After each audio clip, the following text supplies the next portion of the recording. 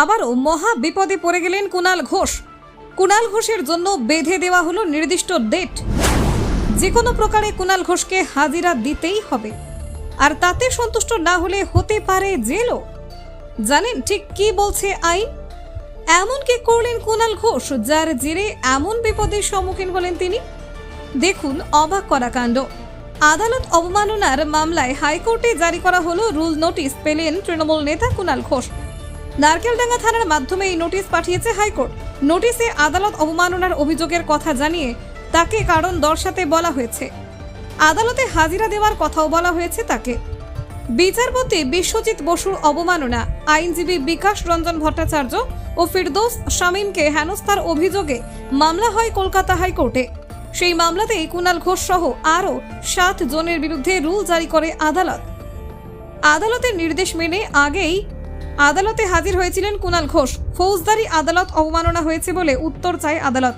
সেই উত্তর অভিযুক্তরা কেউ না দেওয়ায় বিরক্ত হয়ে প্রত্যেকের বিরুদ্ধে রুল জারি করে কলকাতা হাইকোর্টের বিশেষ বেঞ্চ। আর এবার দেওয়া হলো নোটিশ।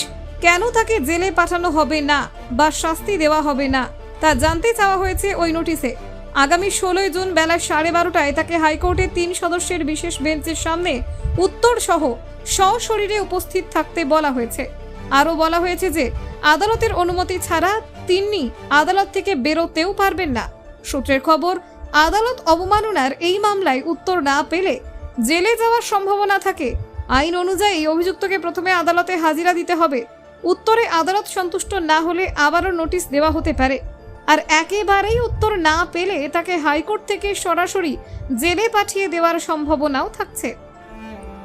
আইনজীবী রিজু ঘোষাল জানিয়েছেন, আদালত অবমাননার আইনেই জেলে যাওয়ার সম্ভাবনার কথা রয়েছে। তিনি জানান, 2টি ক্ষেত্রে জেল হতে পারে। যদি অভিযুক্ত আদালতের নির্দেশ না মানেন ও যদি আদালত অভিযুক্তের দেওয়া উত্তর বা ব্যাখ্যায় সন্তুষ্ট না হয় তাহলে জেল হওয়ার সম্ভাবনা থাকে। এই প্রসঙ্গে সাম্প্রতিক একটি মামলার কথা মনে করাচ্ছে আইনজীবীদের একাংশ। কিছুদিন আগে এইরকমই একটি মামলায় আইনজীবী অরুণাংশ চক্রবর্তীকে 4 দিনের জেল খাটার নির্দেশ দিয়েছিল কলকাতা হাইকোর্ট। তার বিরুদ্ধে বিচারপতিদের কুৎসা করার অভিযোগ উঠেছিল। উল্লেখ্য, সুপার নিউ মারারি পোস্ট সংক্রান্ত মামলার শুনানি কেন দ্রুত হচ্ছে না তা নিয়ে প্রশ্ন তুলে আইনজীবী বিকাশ রঞ্জন ভট্টাচার্য ও আইনজীবী ফিরদৌস শামীমকে হেনস্থার অভিযোগ ওঠে চাকরি প্রার্থীদের একাংশের বিরুদ্ধে। অভিযোগ, বিকাশের 2 জুনিয়র আইনজীবীদের জুতো দেখান তারা। বিক্ষোভকারীদের বিরুদ্ধে বিচারপতি বিশ্বজিৎ বসুর বিরুদ্ধে আপত্তিকর মন্তব্য এবং স্লোগান দেওয়ার অভিযোগ ওঠে। এরপর এই ঘটনায় প্রধান বিচারপতিকে অভিযোগ জানানো মাত্রই তিনি স্বতঃস্ফূর্তভাবে মামলা গ্রহণ করেন। হাইকোর্টের প্রধান বিচারপতি টি.এস. শিবজ্ঞামনের দৃষ্টি আকর্ষণ করেছিলেন বার অ্যাসোসিয়েশনের কয়েকজন আইনজীবী। 3 বিচারপতির বিশেষ বেঞ্চে এই মামলার শুনানি হবে বলে স্থির করে দেন প্রধান বিচারপতি।